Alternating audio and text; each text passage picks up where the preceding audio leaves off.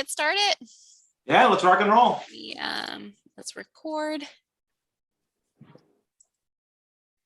Great. Hello, everyone, and welcome to the National Constitution Center. I am Jenna Karras, the Director of Learning and Engagement at the Center. I am your substitute moderator for today, so I'm happy to be here with you. And then also joining me today, who you know from every week, is one of our top scholars, Tom Donnelly. Hi, Tom. Hi, Jenna. Great to be here with you. I'm so excited to be here. And today, students, we are diving into those last couple clauses of the First Amendment. It's kind of been a First Amendment February here on our classes. And so we did speech and press, we did the 2 religion clauses, and today we're looking at assembly and petition. So I'm really excited to talk about these 2 clauses today. Before we dive into assembly and petition, Tom, do we want to take a beat on just the First Amendment as a whole and kind of remind our students what the idea behind all those clauses are and how they work together? Yeah, absolutely. So we've done speech, we've done press, we've done religion. Today we're doing assembly and petition. All of these things unify together, I think, in a certain sense to promote our freedom of conscience. And they all are different tools in our First Amendment toolbox. So with religion, we have our freedom of belief. With press and speech, we have the ability to then communicate those beliefs to others. And today we then have 2 other tools, assembly and petition, 2 other means of communicating with one another and with our fellow citizens about the ideas that are at the core of our beliefs. Yep. All right. I love that. I love that those kind of all work together. And so we do have some big questions to get through today. So there they are on the screen. But I know that we always start with the actual words of the Constitution. So here's the First Amendment on the screen with those with the assembly and petition clauses kind of underlined there. So if we want to take a look at them, Congress shall make no law abridging the right of the people to peaceably assemble and to petition the government for a redress of grievances. Now, Tom, we often look at these as together, assembly and petition are always talked about together, but so are they one right kind of in as a package, or are they 2 separate rights? Yeah, that can be a little confusing, Jenna, because of the way it's actually phrased. It can sound like they're just 2 rights that run together, that it's your right to peaceably assemble, to petition the government. But really the best way of reading this text, and especially if you read back some of the drafts leading up to the final First Amendment, is as 2 separate rights. They are 2 separate ways in which we can communicate ideas. The right to assemble, the right to petition. The right to assemble is our ability to gather together with others, other people like us, whether part of a political meeting, religious gathering, street protest, parade. It's a way for us to get together with like-minded people, talk, plan, sometimes speak, sometimes communicate ideas, but it's that way of getting together. If we're thinking about it in a modern way, it's especially we think of it in the context of protests and parades. So that's assembly. The right to petition is a distinct right.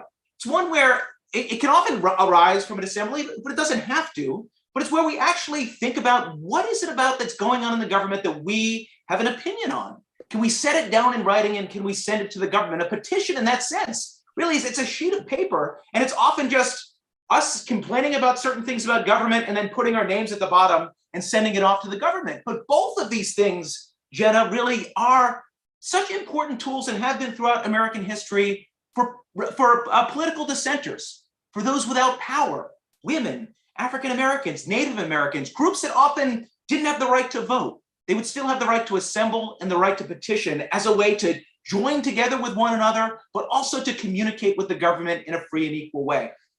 That's so great. And I think that leads kind of connects to a question that we got in the chat, which was, does it also protect non-citizens? So those, we talked about groups like African Americans and women, but would non-citizens be protected by that right as well?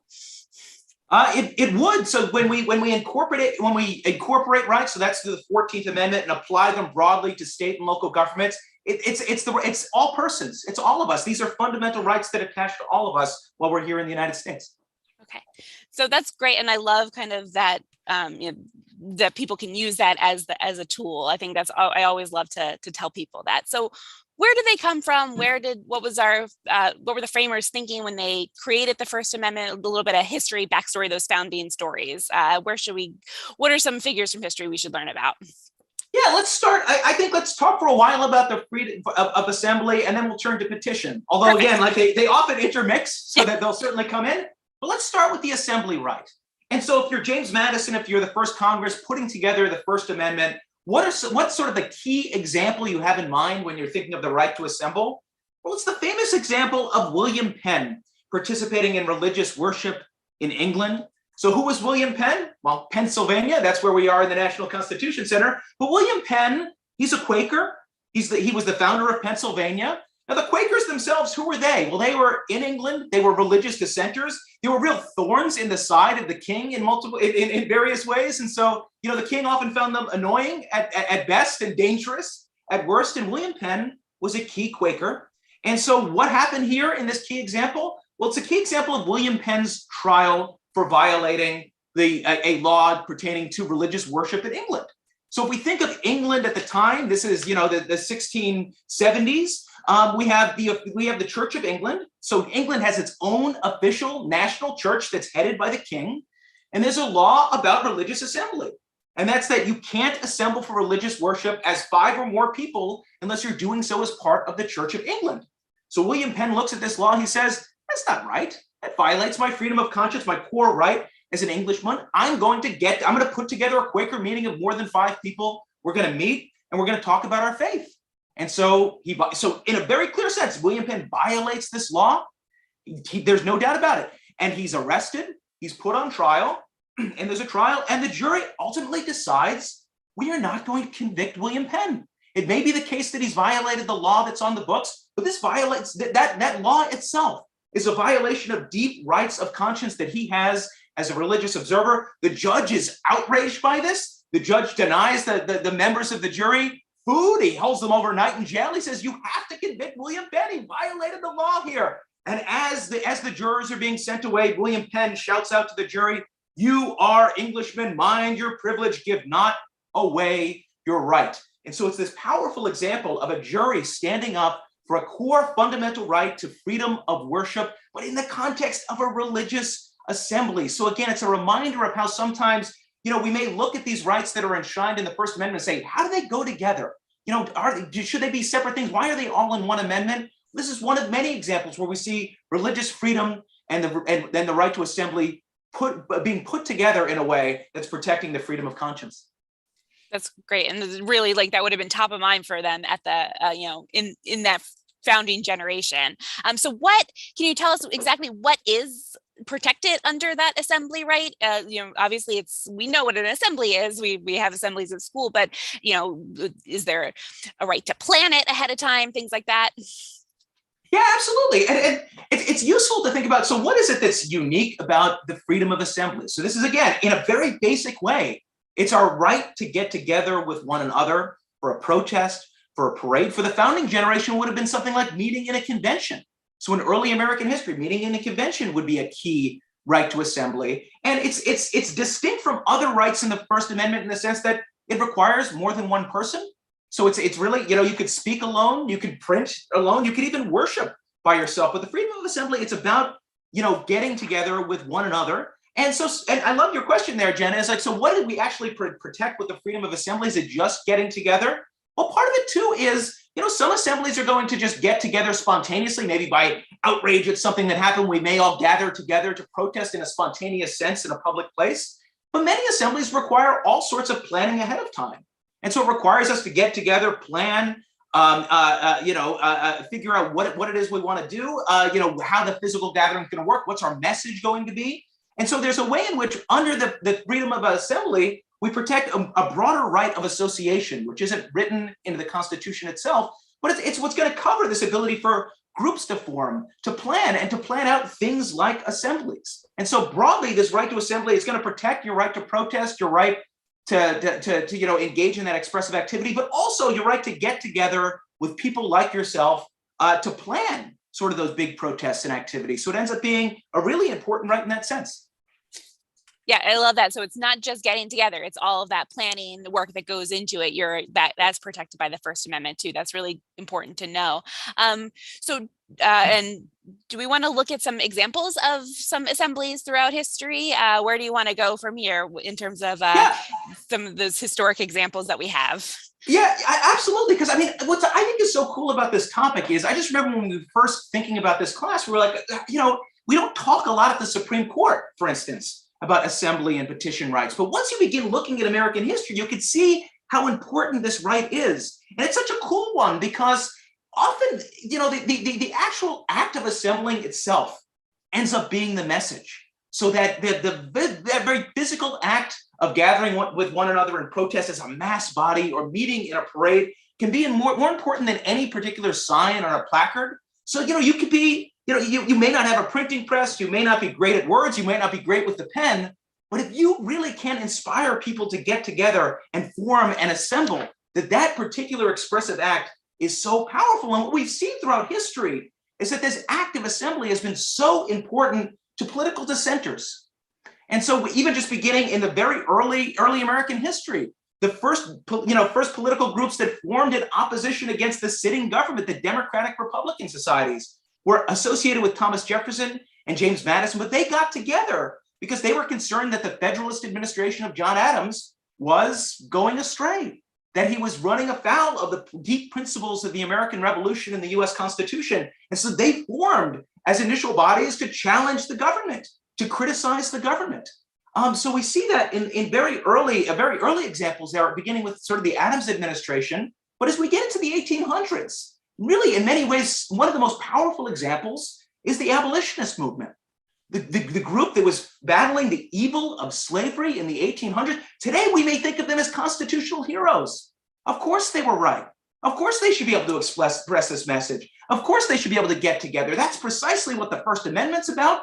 And that's precisely attacking slavery is sort of a key way in which we can bring the United States in line with the ideals of the Declaration of Independence and its promise of freedom and equality. But in the 1800s, abolitionists were hugely unpopular.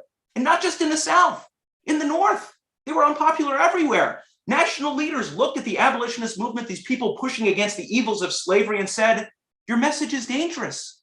You're sowing discord. There's going to be violence in this nation. They're always looming in the background is this idea, are we going to end in a bloody civil war? Is there going to be bloodshed as a result of this message? And so we see state after state, especially in the South, passing laws that banned abolitionist speech, banned abolitionist printing, banned abolitionist preaching, but also banned abolitionist assemblies. And again, remember, what is it that they're attacking here? What's the evil that's being done by the abolitionists? It's their message. It's what they have to say. The very ideas that they're expressing are seen as dangerous. And when these laws didn't work, when these laws weren't enough to stifle abolitionist and anti-slavery activities, what happened?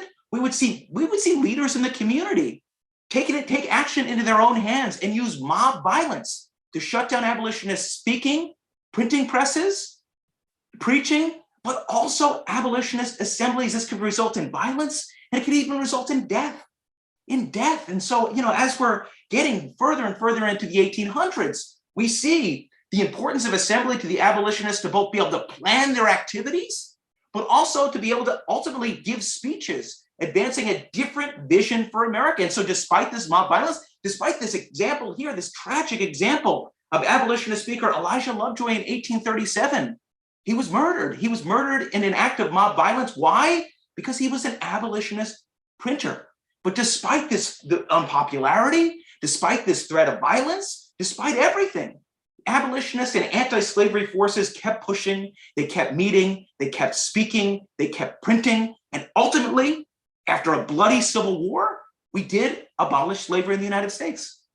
Yeah, I think that's so important to remember that it is, we do have to protect those unpopular opinions. And because sometimes looking back, opinions that seem right and good for us now, like the abolition of slavery, was at one point unpopular. And so that's why it is important, so important to protect particularly the unpopular opinions, not just, what everybody can agree on. And like you said, there's those power in numbers to kind of it's not just one person speaking, it's showing that there are people really that agree and will come together and will fight for this cause. And even, like with Elijah Lovejoy, kind of pay that ultimate sacrifice. Other examples throughout history, we have African American conventions, suffragists. Want to take a beat on those? Yeah, absolutely. So the African American conventions are such a cool part of this story. So these are groups of African Americans that meet before, during, and after the Civil War. They meet with one another, and what are they doing? They're meeting with one another to try to define what America should look like if it's going to live up to the Declaration of Independence's promise of freedom and equality. If you want to take a look at these conventions, it's so cool that you can go. The University of Delaware has actually put the records and petitions of these conventions online so you could tick through them. They're so powerful. They're so powerful. And this is an example of these African-American conventions, of the fusion of assembly and petition and why they can be so important.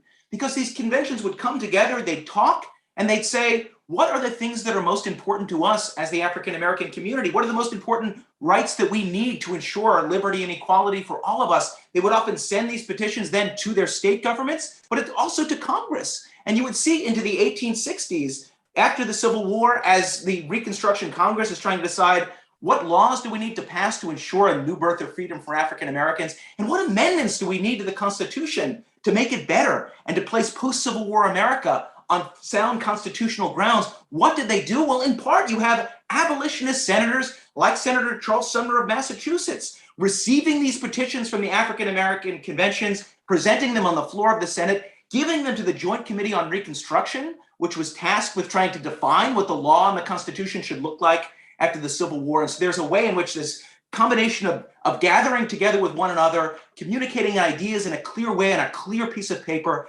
sending it to the government would then influence the deliberations that happen that end up bringing us things like the 13th, 14th, and 15th Amendments. So it's a powerful example of assembly making our nation better. Yeah.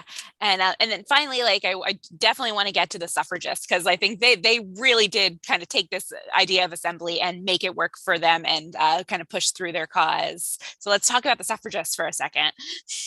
Yeah, absolutely. And so we see multiple generations of suffragists drawing on the assembly right to help push for women's right to vote. And so, the classic example of this is the picture you see on the screen here, 1848, the Seneca Falls Convention. This is a gathering of women and men who are trying to advance a vision of what sex equality might look like in America, not just the ballot box, but also in the family and at work. And so what do they do at this convention? Well, we end up getting one of the most famous documents in American history, the Declaration of Sentiments, authored primarily by Elizabeth Cady Stanton. And I urge you to go online and find this document. It's not very long, but it's a really, really cool one. Because what does Stanton do with the Declaration of Sentiments? She takes the Declaration of Independence as her model. The Declaration of Independence, of course, in large part was an expression of grievances against the king, the various ways the king and his government were treating the American colonists badly. In the Declaration of Sentiments, Stanton then takes that same model and says, okay, we're going to take the Declaration of Independence, and instead of our grievances against the king, we're going to have to express all of our grievances against men and all of the wrongs that are done to women. And it expresses this bold vision of equality between men and women in the United States, including the right to vote. So that's back in 1848, but we see the right to assembly playing a key role as we speed into the 20th century towards the eventual ratification of the 19th Amendment, granting women the right to vote in 1920. And the key example here is from 1916, Alice Paul and the National Women's Party. Woodrow Wilson has just been reelected as president. He's a bit of a waffler when it comes to women's suffrage. And what they decide to do is we are going to boldly picket the White House. So we think of this today. We see, we may see people protesting before the White House all the time, every day, any day. I used to live in DC. You pass the White House, there's always someone picketing. But as far as I know, this is the first example of a group getting together and picketing the White House. And what they're doing is they're calling for the women's right to vote. And what's so cool is if you read the signs that they have at these protests, we could barely make one out right there on the screen. But what were the arguments that they're making on their signs? They're arguments rooted in the American Revolution itself, arguments about popular sovereignty, the rule of law, things like, quote, governments derive their just powers from the consent of the governed. So initially, these picketers are left alone, but eventually the United States enters World War I. Woodrow Wilson and the local police crack down on these protesters. These women get arrested. They're not treated well when they're in custody, but ultimately these women continued to protest. They would help shape public opinion, shifted in the direction of women's suffrage. And ultimately, Woodrow Wilson would support women's right to vote. And eventually, we would get the ratification of the 19th Amendment, enshrining that in the Constitution in 1920. This strategy here, Jenna, and it's such a cool example of how constitutional change happens, is that this was one part of a much broader strategy pushing for the women's right to vote. We had these radical protesters in front of the White House really pushing for action there. But they're allies. They had allies working Congress, women lobbying Congress for the right to vote. But we also had activists at the state level, state by state, pushing for women's suffrage broadly, full suffrage, but also just in specific contexts, like presidential votes or school board elections, things like that. And so it's this broad reform movement, but the right of assembly in many ways being the really visible symbol of this push for constitutional change. Yeah, that multi-prong attack, but you having like that very visible show of, hey, you can't ignore us. We're right here. We're in front of the White House, and we're demanding. One of my favorite signs is the question is, Mr. President, how long must we wait for liberty? And like we have a bunch of reproductions of those signs in our exhibit that you can stand with and hold and take pictures of. I love it. All right. Now, Uriel did have a question. The First Amendment says that Congress cannot make laws that infringe these freedoms, but how does that apply to local and state authorities? So can we talk about incorporation for a second? Yeah, absolutely. So yeah, it's a good close textual reading of the First Amendment. What we have is through the 14th. So the Bill of Rights, when it's originally ratified by the founding generation, it only applies to the national government. What we have is after the Civil War, we ratify the 14th Amendment in 1868. And part of the protection that you're getting from the 14th Amendment is a broad protection of freedom. And so with that, we end up taking over time through a process that legal scholars call incorporation. We take many of the rights, almost all of the rights that are in the Bill of Rights, and we take them and we apply them to state and local governments. It happens through the 14th Amendment. It happens through Supreme Court decisions in the 20th century, but right by right, we would decide that key rights like the right to assembly, this happened in 1937 in a case called JONGE versus Oregon. We decided that those core fundamental rights, they apply not just to the national government, but also to the state governments and to the local governments, because in the end, free speech, a free press, religious freedom, the right to assemble, the right to petition, those are privileges or immunities that are at the core of what it is to live in America. Yep. So to answer your question, Muriel, yep, the 14th Amendment took care of extending those rights to the states, and then that was reaffirmed by Supreme Court decisions. Thanks for that explanation, Tom. So before we move on to petition, let's talk about free assembly today. What does it mean? Like what kind of rights are protected? When could a assembly, when could a person not be allowed to assemble? What are some restrictions?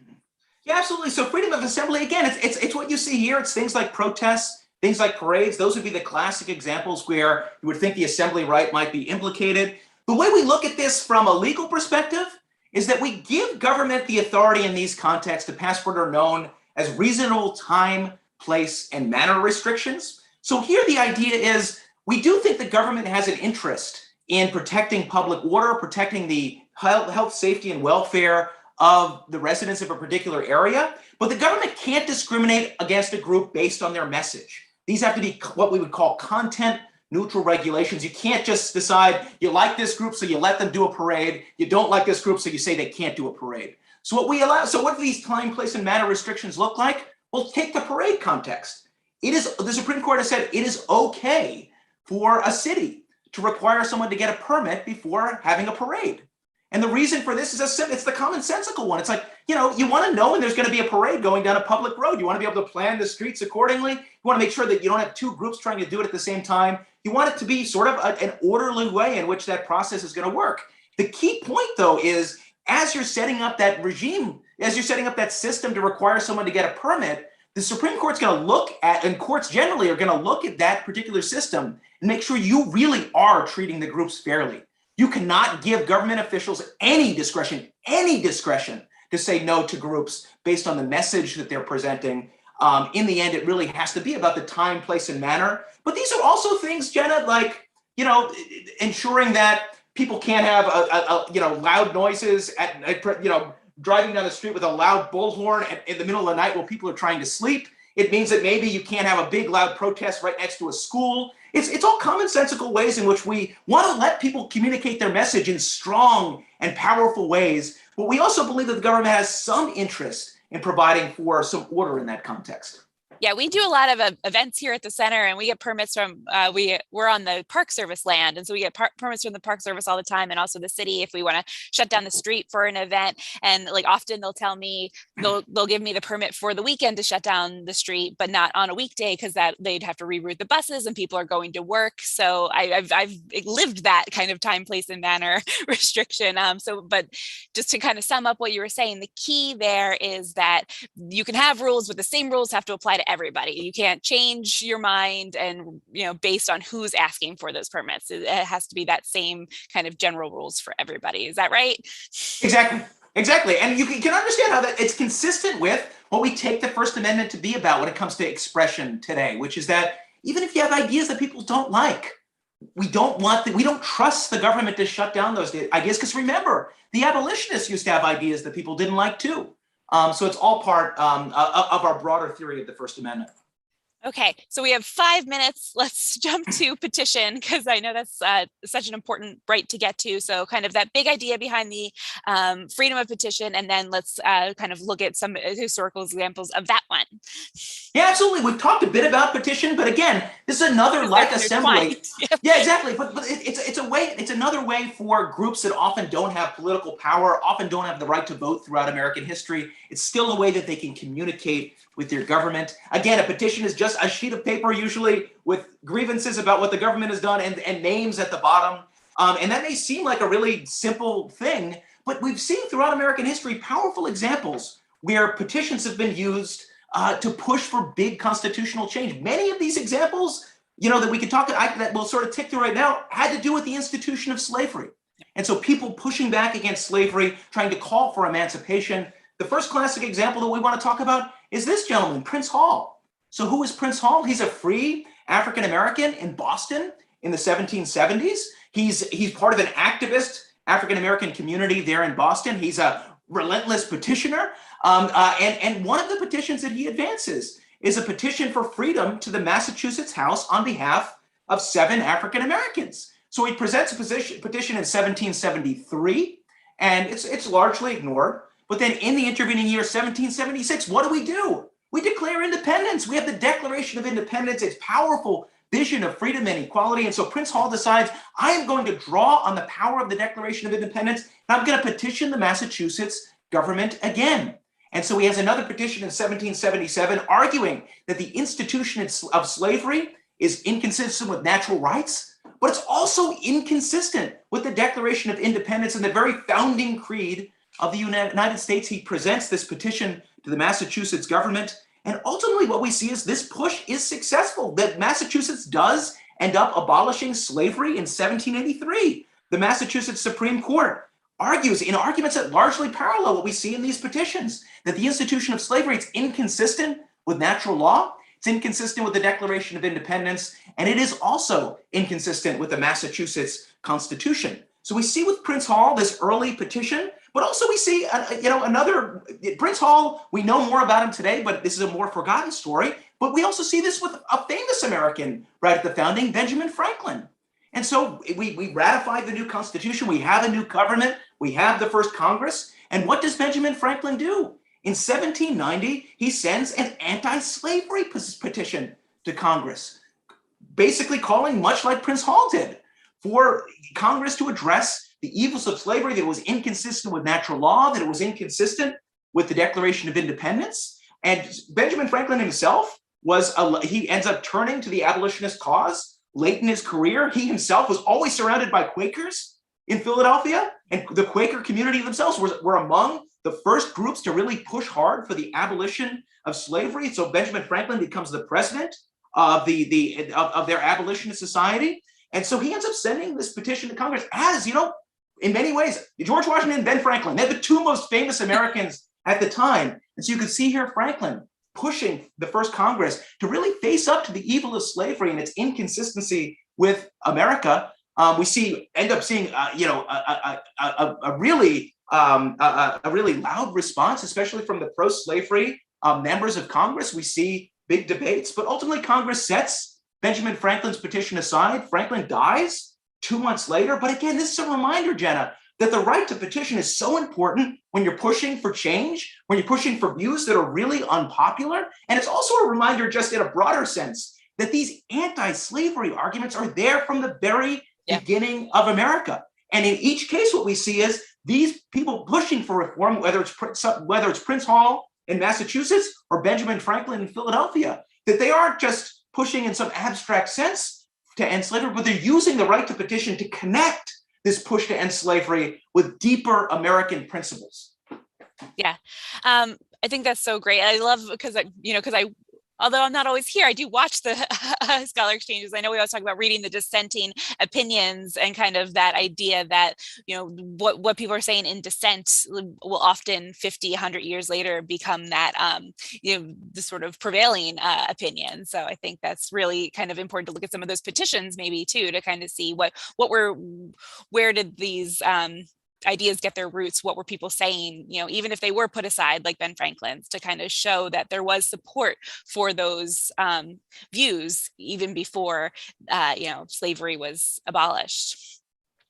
Absolutely. Yeah. Okay. So John, Warren's asking about John Quincy Adams. Do we want to skip to him, or do we want to take a beat on the James Madison's Memorial Remonstrance? Oh, we don't have that much time left. We can go to John Quincy Adams. James Madison gets plenty of time in our classes. So let's go to John Quincy Adams. So yet another really famous example of petitions are the anti-slavery petitions in Congress in the 1830s. And this story involves John Quincy Adams. John Quincy Adams, of course, was former president of the United States. He loses his re-election bid, but he ends up, after he leaves the presidency, becoming a member of Congress. And so as we get into the 1830s, we see an avalanche of petitions coming to Congress from anti-slavery voices throughout the United States. We see over 100,000 petitions sent to the House of Representatives and the Senate, mostly asking for Congress to either abolish slavery or to restrict the expansion of slavery. We then see in the House of Representatives, the House leadership driven largely by pro-slavery forces, imposing what's known as a gag rule on these petitions. So this means you can send your petition to Congress, but we're not going to read it. We're just going to sort of put it in a drawer, maybe in the garbage can. I don't know where exactly they put them, but they're like, we're not going to do this. We're not going to have this. So we have this gag rule imposed on Congress, and John Quincy Adams is outraged. He says, what could be a clearer violation of the First Amendment's right to petition than this? So Adams continues to push back against this gag rule. The petitions keep coming anyway. So despite the gag rule, the petitions keep coming into Congress, and eventually Congress got rid of the gag rule, with the House concluding that it was unconstitutional in 1844 by a 108 to 80 vote. Adams ends up writing the repeal resolution and secures the votes to pass it. So it's a reminder that often the post-presidency of some of these presidents are really, really interesting. And Adams here really being a member, this is not something that happens in the Supreme Court, the defense of the Constitution. This is a member of Congress saying, I have an oath to defend the Constitution, and I'm going to defend it here because what you are doing with these rules in Congress, they violate the First Amendment. All right. So I think we are almost out of time. Do we want to take one more beat on sort of the that last push because we've been talking about abolition. So kind of that last push to get that 13th Amendment passed, and then kind of think that's a good note to wrap up on. Yeah, absolutely. So we continue to see major petition drives around the effort to end slavery in the United States. And there's a really powerful one that happens in 1864. So this is towards the end of the Civil War, and it's an effort led by Susan B. Anthony, Elizabeth Cady Stanton, and the Women's Loyal National League. They undertake a nationwide petition drive, and ultimately they end up with this huge emancipation petition calling for the end of slavery. Over 100,000 signatures, nearly 2/3 of them women. What do? They gather these signatures, they send this massive document to Congress, and on February 9th, we see Senator Charles Sumner, that great abolitionist senator from Massachusetts I mentioned earlier. Sumner ends up getting this petition. He gathers it, he presents it to the Senate, and ultimately Sumner would say it's things like this, things that express broad support for this idea that helped ultimately lead to the abolition of slavery. And I like this last note here, Curry. I'm used to saying Curry. Here, Jenna, is that again, it's a reminder that Charles Sumner was often there in the Senate. He took the petitions from Anthony and Elizabeth Cady Stanton, but he was also there, as I mentioned earlier, on the Senate floor to ensure that when these African-American conventions are meeting and expressing their views, that he would be the conduit in the government. Before there were African-Americans in the government, he was there to present their petitions, to present their grievances, to present their ideas. to his colleagues in the Senate and throughout the Congress to ensure that they were a key part, that those ideas from the African American conventions were a key part of the second American founding that happened after the Civil War. Yeah, that's such a great story. All right, that is all the time we have for today. Tom, do you have any like closing notes, wrap up thoughts before we say goodbye? No, I think that in the end, this is just a reminder that we may not often think of these rights to assemble and petition when we think of the First Amendment. They may not be the first ones that come to mind, but what we see throughout history is that they are a key way for political dissenters, especially those without political power, those without political voice in other ways, those sometimes that don't have the vote, to ensure that they have a way of expressing powerful views that challenge the status quo and can push for constitutional change. Thanks. So yeah, that's so important to remember. So thank you, Tom. This was a fantastic class. Thank you for stewarding me through it as well as our friends who joined us. So thank you, everyone. We'll be back at 2 o'clock or join us next week for 14th Amendment and incorporation. Great. Thanks so much, Jenna. Thank you, everyone.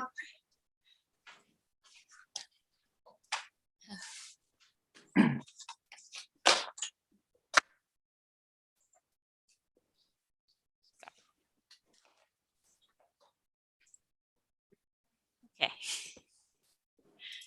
Thank you, Tom.